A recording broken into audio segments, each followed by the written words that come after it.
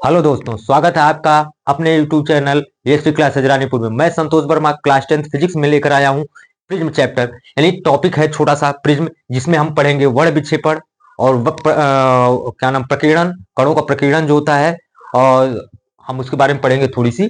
तो आइए पहले हम पढ़ते हैं थोड़ा सा वर्ण विक्षेपण क्या है, क्योंकि ये सब छोटा छोटा टॉपिक जरूर आता है। वर्ण विक्षेपण, ये वर्ण विक्षेपण क्या है, यानी इंग्लिश में क्या कहेंगे इसको?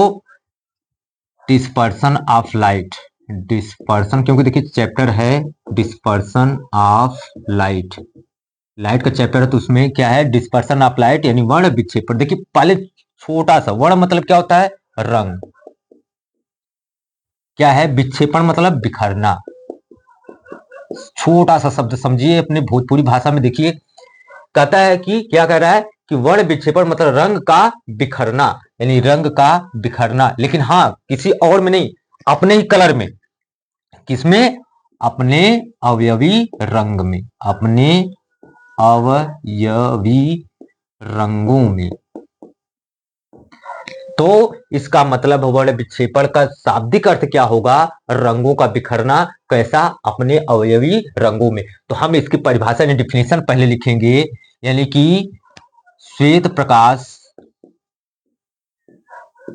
श्वेत प्रकाश किरणों कहिए का अपने अवयवी अवयवी रंगों में विभक्त हो जाना, विभक्त हो जाना वर्ण विक्षेपण कहलाता है। पूरी डिफिनीशन देखिए बाबू, बोर्ड का पेपर है, आराम से बता रहा हूं, धीरे धीरे एकदम सेम टू सेम लिखना है। वर्ण विक्षेपण कहलाता है, कहलाता है। बहुत ज्यादा ओपन इसके बारे में नहीं कर रहा हूं। क्यों? क्योंकि आपका पेपर है तो उसी हिसाब से वीडियो बन रही है आपकी। तो कह रहा है वर्ण विक्षेपण क्या है? कह रहा वर्ण विक्षेपण का शाब्दिक अर्थ होता है रंगों का बिखरना, यानी रंग का बिखर जाना, अलग अलग हो जाना। तो कह रहा है अपने अवयवी रंगों में। तो वही कह रहा है कि श्वेत प्रकाश किरणों का अपने अवयवी रंगों में विभक्त हो जाना क्या कहला रहा है? वर्ण विक्षेपण कहला रहा है। अब हमको प्रिज्म देखना है, प्रिज्म के बारे में। इसमें प्रिज्म में से जब कह रहे कि जब श्वेत प्रकाश किरण को, हम मान लीजिए प्रिज्म है, ये श्वेत प्रकाश किरण आएगी। ये क्या है? श्वेत प्रकाश, श्वेत प्रकाश किरण। तो ये क्या होता है? ये देखिए एक आपका ये क्या है? एक अलग माध्यम है, ये अलग माध्यम। ये मान लीजिए क्या है? एयर में है, वायु में है। ये क्या है? कांच। तो यहां से जैसे इसके पृष्ठ पर पड़ेगी तो क्या होगा? ये थोड़ा सा टर्न हो जाएगा, यानी अभिलंब से क्या होगा? ये अभिलंब, अगर आप टर्न कर रहे हैं कि ये अभिलंब है इसका, तो क्या करेगा? अभिलंब, क्योंकि यहाँ पे प्रकाश का जो है स्पीड यानी प्रकाश का वेग अधिक होगा, यहाँ कम होगा। तो क्या होगा? ये अभिलंब की तरफ झुक जाएगा, तो यहां जाएगा। अब देखिए फिर यहां से क्या करेगा? तो ये अलग अलग भाग में चलता है। यहाँ सामने जब पर्दा लगाया जाता है तो हमारे सामने पर्दा है, मान लीजिए ये हमने कहा ये पर्दा है, ये पर्दा लगा दिया हमने। तो ये प्रकाश किरणें अलग अलग रंगों में विभक्त हो रही हैं, अपने अवयवी रंग में विभक्त हो रही हैं। तो देखिए, तो ये जब प्रकाश किरण को प्रिज्म से गुजारा जाता है तो ये अपने अवयवी रंगों में विभक्त हो जाते हैं। सबसे नीचे आता है portion V I B G Y O R, यानी प्रकाश का जो है, जो देखिए रंगों का समूह जो होता है विबग्योर के रूप में होता है, जो 7 रंग में टूट जाता है, बिखर जाता है, तो इसको बोला जाता है वायलेट, यानी बैगनी। ये क्या है? इंडिगो। ये क्या है? ब्लू, यानी क्या है? नीला, नीला। ये आसमानी हो जाएगा आपका, इंडिगो मतलब थोड़ा थोड़ा आसमानी टाइप में। ये क्या है? ग्रीन, ग्रीन मतलब हरा। ये क्या है? येलो। येलो मतलब पीला। ये क्या है? ओ फॉर ऑरेंज, मतलब आपका क्या हो गया? नारंगी, संतरे कलर का। ये आर फॉर रेड। कह रहा है जब श्वेत प्रकाश किरणों को किसी प्रिज्म से गुजारते हैं तो ये अपने अवयवी 7 रंगों में विभक्त हो जाता है। यही घटना क्या कहलाती है? वर्ण विक्षेपण कहलाती है।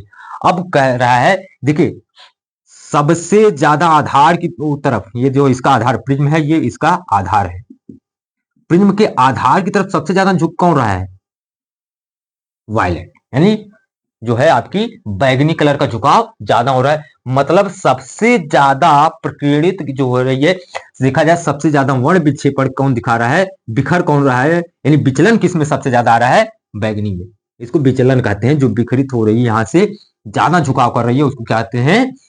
कि हमारा विचलन सबसे ज्यादा कौन दिखा रहा है? बैगनी। सबसे सबसे दूर कौन है? देखिए रेड। तो इसका मतलब सबसे कम विचलन है। ये देखिए कहां झुक रहा है? आधार की तरफ। ये आधार से तो दूर भाग गया। इसका मतलब है ये रेड जो है, लाल जो है, इसको लाल हिंदी में कह देंगे, जो लाल रंग है वो कम विचलित हो रहा है, जबकि बैगनी आपका सबसे ज्यादा विचलित हो रहा है। तो ऐसा क्यों हो रहा है? देखिए एक्चुअली में क्या होता है, ये वायलेट है, इसकी तरंग दैर्ध्य बहुत ही कम होती है। बैगनी कलर की तरंग दैर्ध्य क्या है? सबसे कम होती है। तो जिसकी तरंग दैर्ध्य सबसे कम होगी उसका विचलन सबसे ज्यादा होगा। देखिए उल्टा होगा। कह रहा है तरंग दैर्ध्य, तरंग दैर्ध्य क्या है? तरंग दैर्ध्य जिसकी ज्यादा, ठीक है ना? कह रहा है तरंग दैर्ध्य ज्यादा या पहले कम ले लीजिए, तरंग दैर्ध्य कम लीजिए। तरंग दैर्ध्य जिसकी कम, उसका विचलन क्या होगा? विचलन वो ज्यादा होगा। देखिए जिसकी तरंग दैर्ध्य कम होगी उसका विचलन ज्यादा होगा, और जिसकी तरंग दैर्ध्य ज्यादा होगी उसका विचलन जो होगा कम होगा, कम होगा। ये क्या हम शो कर रहे हैं? ये कम का, ये ज्यादा का। ये ज्यादा है, ये कम है। तो देखिए इस हिसाब से हम चल रहे हैं, हाईलाइट कर दे रहे हैं। तो कह रहा है कि जब श्वेत प्रकाश किरण को किसी प्रिज्म में से गुजारा जाता है तो क्या होता है? इस सामने पर्दा लगा होता है, पर्दे पे क्या होता है? रंगों का एक समूह, 7 रंगों का एक समूह प्राप्त होता है। इस 7 रंगों के समूह को क्या बैंड यानी स्पेक्ट्रम कहा जाता है? क्या कहा जाता है? इस 7 रंगों के समूह यानी बैंड को हम क्या करें? स्पेक्ट्रम। ये पूरा कलर जो आ रहा है, इस रंगों के समूह को हम क्या करें? स्पेक्ट्रम।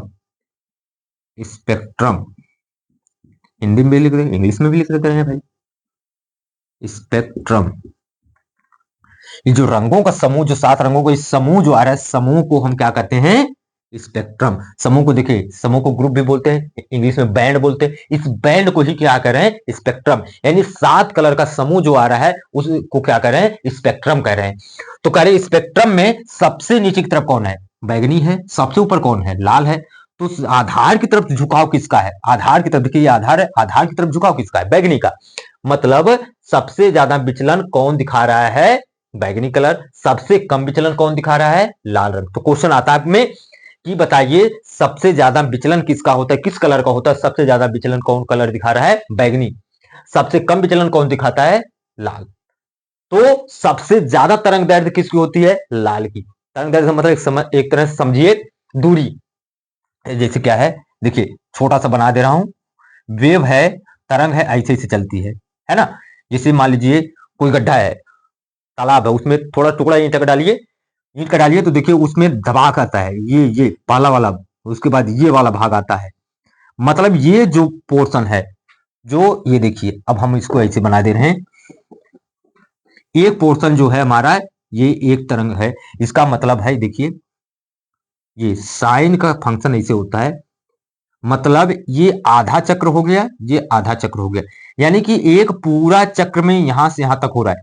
एक पूरे चक्र को पूरा करने में जो दूरी तय कर रहा है, उसी को हम क्या कर रहे हैं? तरंग दैर्ध्य। मतलब है दूरी करने से है संबंधित, सीधी सी बात है। आपको अभी बहुत ज्यादा नहीं जानना इसके बारे में। तो तरंग दैर्ध्य का सीधा सीधा अर्थ रखिए दूरी। तो कह रहा है जिसके अंदर क्षमता है दूरी ज्यादा तय करने की, वो वही क्या है, उसकी तरंग दैर्ध्य। सिंपल छोटी सी भाषा में हम समझा रहे हैं, ये भोजपुरी भाषा, ठेठ भाषा जो कहते हैं। तरंग दैर्ध्य का मतलब है कि वो दूरी ज्यादा कवर करे या कम करे।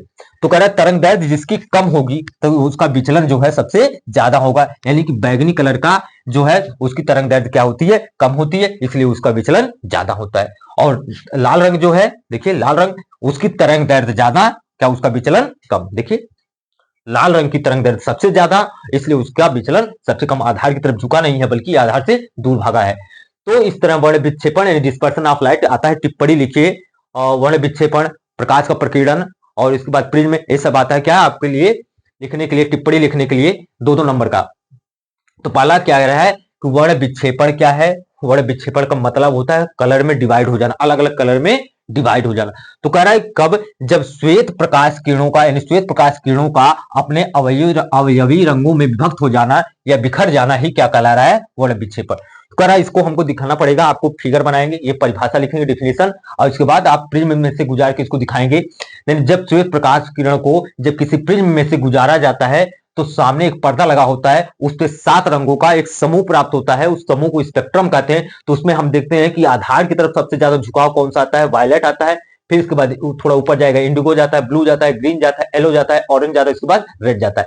यानी सबसे ज्यादा झुकाव, सबसे ज्यादा विचलन किसका है, बैगनी कलर का, सबसे कम है किसका, लाल कलर का। तो ये आपका पहला टॉपिक में था कि हाँ वर्ण विक्षेपण क्या है, ये कैसे होता है, कलर का समूह कैसे कैसे प्राप्त होता है, एक 7 रंगों का एक समूह प्राप्त होता है। अब आगे बढ़ा जाए, आइए चलते हैं, बहुत ज्यादा समय नहीं लेंगे क्योंकि छोटे छोटे टॉपिक में 2-2 नंबर के आते हैं। तो आइए नेक्स्ट टॉपिक में आपका है प्रकाश का प्रकीर्णन। अब थोड़ा इस पे फोकस करना बाबू, जो चीज बताने जा रहा हूं थोड़ा अलग ही रहेगा, हो सकता है या तो साफ ही नहीं हो रहा है ये।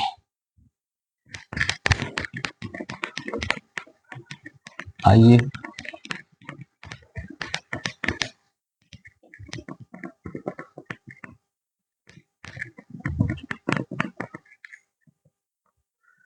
आपको पढ़ना है क्या, प्रकाश का प्रकीर्णन। थोड़ा ध्यान देना, कह रहा है क्या, प्रकाश का प्रकीर्णन क्या है, scattering of light, scattering of light. तो हम लाइट का स्कैटर्ड मतलब क्या होता है, ये भी मतलब स्कैटर्ड का मतलब होता है बिखर जाना कई जगह पे, लेकिन कई रंग में नहीं। देखना आपने अवयवी रंग में नहीं करा है, कह रहा प्रकीर्णित हो जाना, फैल जाना। अब देखिए एक चीज ध्यान देना, माना क्या गया है, प्रकाश किरणें, जो प्रकाश किरणें हैं वेव के रूप में चलेंगी, ठीक ना। अब ये छोटे छोटे कणों से मिलकर बना है, ये छोटे छोटे कणों से मिलकर प्रकाश बना है, यानी कि हम प्रकाश किरणों को एक मान रहे हैं कि छोटे छोटे पार्टिकल्स से मिलकर बना है, छोटे छोटे कणों से मिलकर बना है। ये जो छोटे छोटे कणों से मिलकर बना है इसको बोलते हैं एनर्जी पार्टिकल्स। थोड़ा ध्यान देना, इसको केवल समझाने के लिए कर रहा हूं, इसको बोला जाता है एनर्जी पार्टिकल्स। इस एनर्जी पार्टिकल्स को बोला जाता है फोटॉन। तो हमको सीधा समझना है कि प्रकाश क्या है, छोटे छोटे एनर्जी पार्टिकल से मिलकर बने हैं। तो इस एनर्जी पार्टिकल के मतलब बैंड को हम क्या कर रहे हैं, फोटॉन कर रहे हैं। इसका मतलब प्रकाश के अंदर क्या है, कण का प्रकृति है, यानी कि प्रकाश जो है वेव और पार्टिकल नेचर दोनों शो करता है। तो हमको सीधा मतलब है कि प्रकाश क्या है, प्रकाश के अंदर क्या है, छोटे छोटे कण है, छोटे छोटे कणों से मिलकर प्रकाश की रचना हुई है। अब देखिए जब कहीं वायुमंडल से, ये बात समझ में आई ना, तो हम मान के चलेंगे क्या, ये छोटे छोटे कणों से मिलकर बना है। अब देखिए क्या है, वायुमंडल से प्रकाश किरणें आती हैं, मान लीजिए आ रही हैं। अब इस वायुमंडल में सूर्य से प्रकाश किरणें आई, वायुमंडल में कहीं धूल होगी, धूल होगी, कहीं छोटे छोटे गैस के कण होंगे, क्या होंगे, गैस के कण होंगे, जैसे कार्बन डाइऑक्साइड होगा। वायुमंडल में नाइट्रोजन पाई जाती है, जैसे गैस में नाइट्रोजन आपका हो गया, नाइट्रोजन, कार्बन डाइऑक्साइड वगैरह वगैरह, ठीक है। अब देखिए ये भी कण है, कोई अकेला नहीं है। अब ये प्रकाश किरणें आ रही हैं, तो हमने कहा क्या, छोटे छोटे कण से प्रकाश किरण मिलकर बना है। प्रकाश जो है छोटे छोटे कणों से मिलकर बना है, यानी कि इसके अंदर भी कण, अब ये सामने जो आ रहा है वहां भी कण। अब एक प्रकाश किरण में एक ही तो होगा नहीं, कण तो एक ही होंगे नहीं, मतलब कई हजारों होंगे। अब जैसे आता है प्रकाश किरण, यानी कि जैसे भी उसके पार्टिकल्स आते हैं उसमें क्या होता है, उससे टकराव होता है, वायुमंडल में जो कण होते हैं उससे टकराव। अब टकराव देखिए, अब ये कण है, चल तो रहे हैं, लेकिन इसमें क्या है, कंपन भी हो रहा है। प्रकाश किरणों में जो कण हैं, ये कण जो चलते हैं, देखिए कैसे चल रहे हैं, इस तरह चल रहे हैं, यानी कि इसमें जो है ये आगे की तरफ जा रहा है, लेकिन इसके जो है पार्टिकल्स ऊपर नीचे यानी लंबवत क्या कर रहे हैं, कंपन कर रहे हैं। क्या कर रहे हैं, कंपन। अब ये कण आपस में कंपन करते हैं और आगे भी जा रहे हैं, देखिए कंपन भी कर रहे हैं, आगे भी जा रहे हैं, कंपन भी कर रहे हैं, आगे भी जा रहे हैं। तो क्या हो रहा है कि जो सामने कण पड़ता है, जो सामने कण पड़ रहा है, तो उससे क्या होते हैं, टकराते हैं। अब टकराते हैं तो कोई इधर जा रहा है, कोई इधर जा रहा है, कोई इधर जा रहा है। तो मतलब कभी प्रकाश किरण पड़ के इधर चली गई, कभी प्रकाश किरण आकर इधर चली गई। देखिए चारों दिशाओं में फैल रहा है प्रकाश, कभी इधर चला जाता है। तो क्या है कि इसका मतलब किसी कण से टकराने के बाद प्रकाश किरण अलग अलग दिशा में क्या हो रही है, बिखर हो जा रही है, तो अलग अलग दिशा में फैल जा रही है।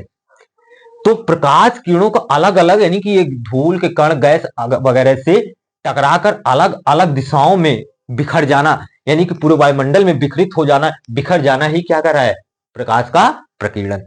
तो कह रहा है श्वेत प्रकाश किरण जो होती है, जब वायुमंडल में चल रही है, आ रही है, तो वायुमंडल में किसी धूल के कण या गैस के कण से टकराती है, तो क्या कर रही है, वायुमंडल में बिखर जा रही है।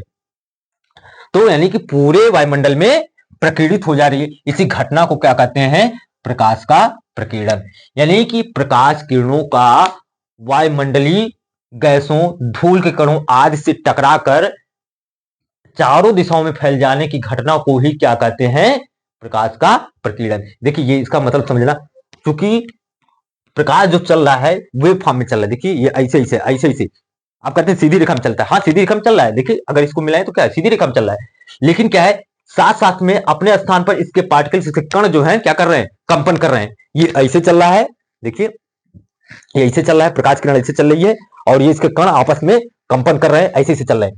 तो क्या है कि जब ये जाता है, इस तरह कंपन करते हुए जा रहा है, आगे की तरफ बढ़ रहा है, सामने अगर कोई धूल कण आया, अब उसमें कण है, ये टकराया तो इसका इधर निकल गया, ये टकराया तो इधर निकल गई प्रकाश किरण, यानी कि इधर गया, इधर गया, यानी चारों दिशाओं में क्या हो रहा है, प्रकाश जो है फैल जा रहा है। यानी कण से टकराने के बाद प्रकाश चारों दिशाओं में फैल जा रहा है। तो इसी घटना को हम क्या कहते हैं, प्रकाश का प्रकीर्णन। यानी प्रकाश किरणों का वायुमंडलीय धूल, वायुमंडल में फैले हुए धूल, गैस आदि के कणों से टकराकर वायुमंडल में फैल जाना ही क्या कहला रहा है, प्रकाश का प्रकीर्णन। तो हम लिखेंगे इसकी डिफिनेशन, प्रकाश किरणों का या प्रकाश का वायुमंडल में उपस्थित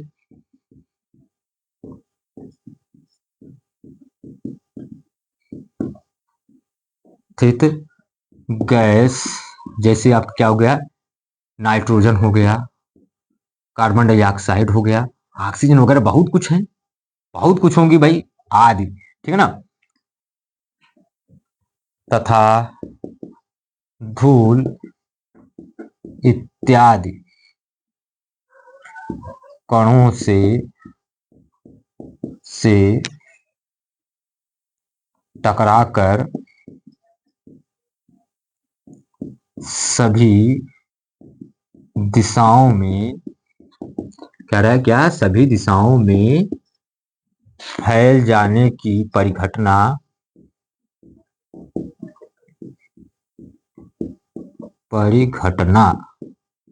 क्या कहला रही है, प्रकाश का प्रकीर्णन कहलाती है।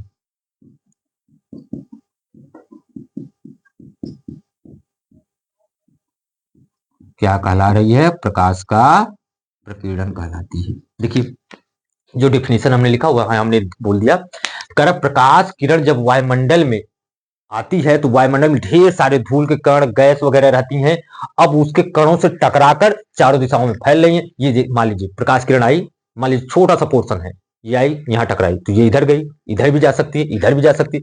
तो कई हजारों करोड़ों एक साथ प्रकाश किरणों का समूह चलता है, कोई टकराकर इधर गया, कोई टकराकर इधर गया, कोई टकराकर इधर गया, कोई टकराकर इधर चला जाता है। यानी चारों दिशाओं में क्या है, फैल जा रहे प्रकाश किरणें। इसी घटना को हम क्या कह रहे हैं, प्रकाश का प्रकीर्णन कर रहे हैं। तो कह रहा है प्रकाश किरणों का वायुमंडल में उपस्थित गैस, धूल वगैरह से टकराकर चारों दिशाओं में यानी सभी दिशाओं में फैल जाने की घटना को ही हम क्या कर रहे हैं, प्रकाश का प्रकीर्णन कह रहे हैं। ये आपको लिखना होता है, आप में आता है 2 नंबर का आता है कि आपका टिप्पणी लिखिए, प्रकाश का प्रकीर्णन क्या है, वर्ण विक्षेपण क्या है। वर्ण विक्षेपण हमने अभी बताया और प्रकाश का प्रकीर्णन आपके सामने हमें रखा।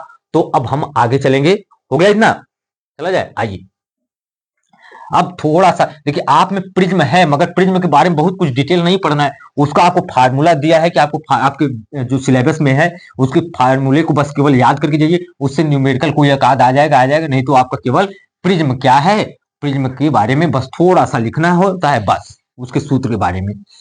देखिए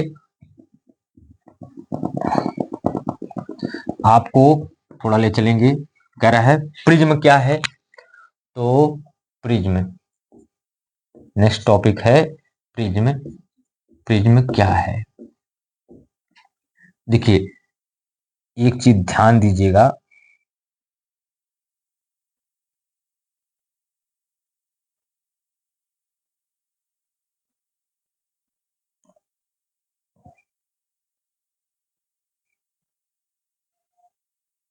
थोड़ा तिरछा जा रहा है, इसको इसे मिला दिया। सिंपल अगर देखा जाए सामने तो इसे नजर आता है।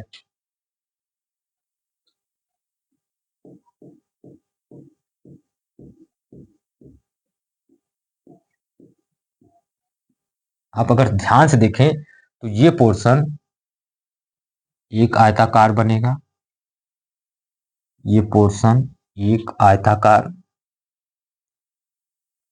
एक आयताकार, एक दूसरा, हम थोड़ा इसे बना दें। आइए एक आपका हो गया, यानी कि एक आपका ये होगा,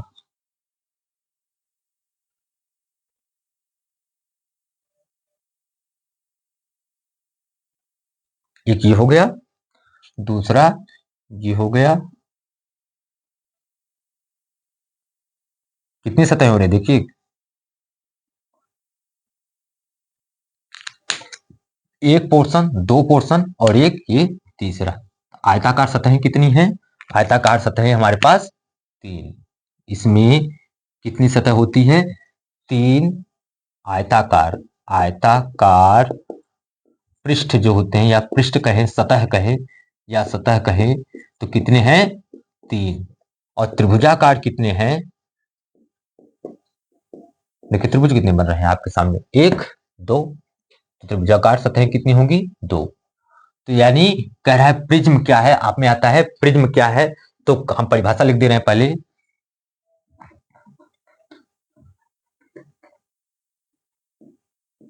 किसी समांग एवं पारदर्शी माध्यम का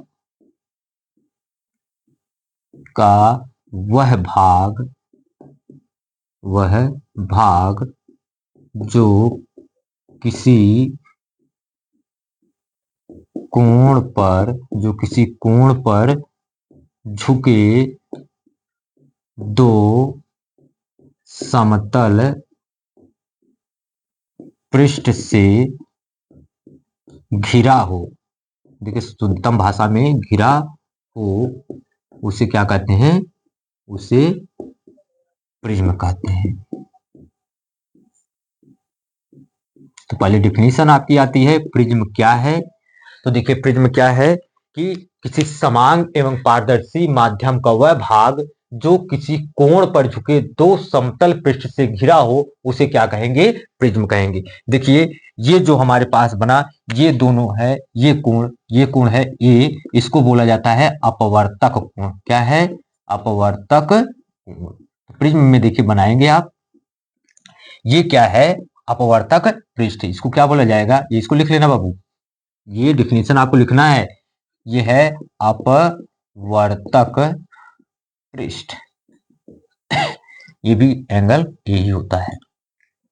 तो पहले क्या कह रहा है कि प्रिज्म क्या है, तो प्रिज्म में देखिए 1 2 और सामने ये 3 आयताकार सतह हो गई, पृष्ठ हो गए, और 1 2 2 त्रिभुजाकार सतह हो गई।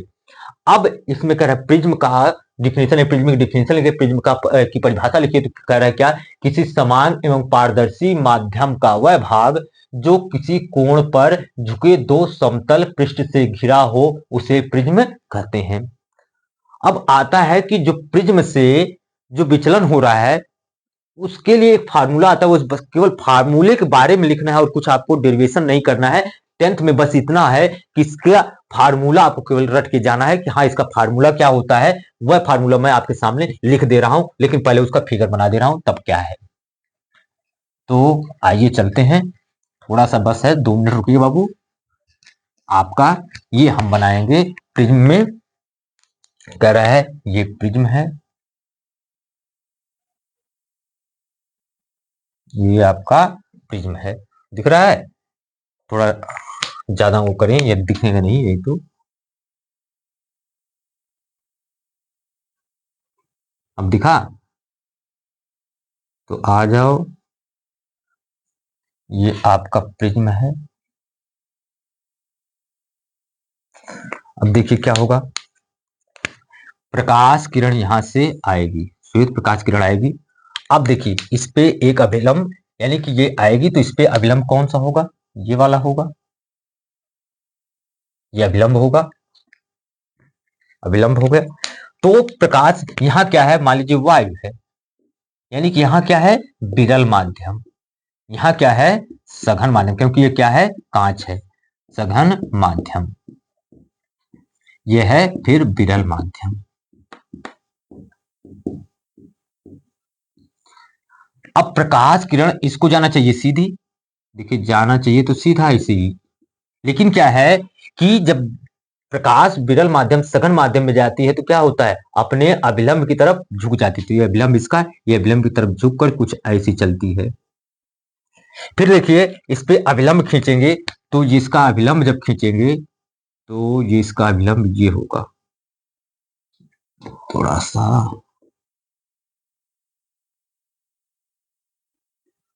थोड़ा सा तिरछा आएगा, ठीक है ना।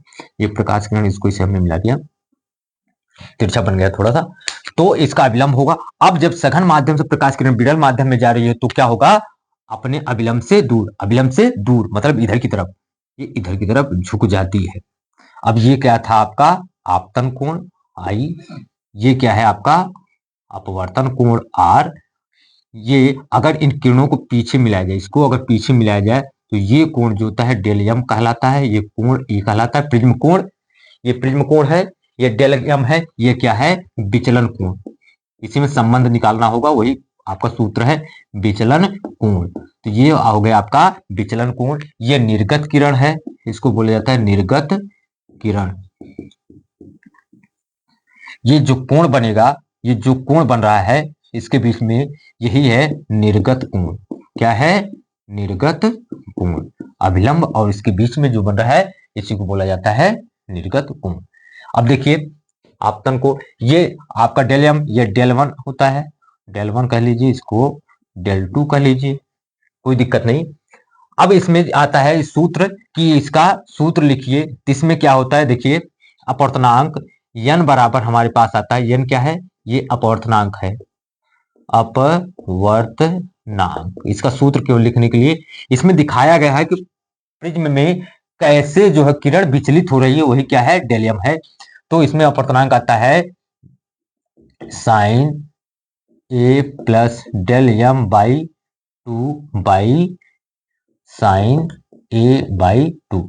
देखिए क्या है, A plus M, A plus del M by 2, ये क्या है आपतन कोण है, आपतन कोण।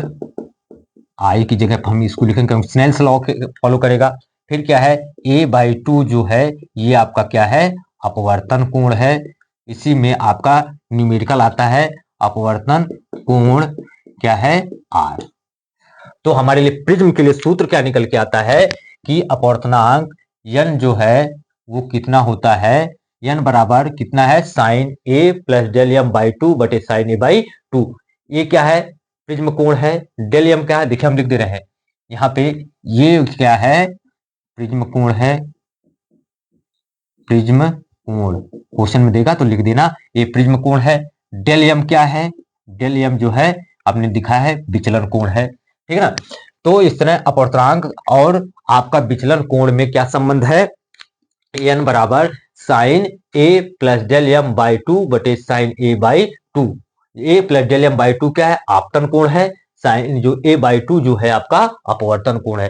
तो प्रिज्म में आता है कि प्रिज्म क्या है, उस प्रिज्म कोण को लिखिए, यानी प्रिज्म सूत्र को लिखिए। यानी प्रिज्म क्या है कि जब वो प्रकाश किरण जो कह रहा है कि प्रिज्म में जो होता है क्या होता है, किसी समान माध्यम पारदर्शी वह भाग होता है जो कहा किसी कोण पर झुके दो समतल पृष्ठ से घिरा हो। देखिए किसी कोण पर दो समतल पृष्ठ से घिरा हो, वही क्या कहला रहा है, प्रिज्म कोण कहला रहा है। तो पहला कि प्रिज्म क्या है, प्रिज्म की परिभाषा लिखेंगे, फिर इसके बाद कहता है प्रिज्म सूत्र लिखिए। तो प्रिज्म सूत्र क्या है, n बराबर, प्रिज्म के लिए अपवर्तनांक का सूत्र क्या होगा, n बराबर sine A plus del M by two बटे साइन ए बाई टू।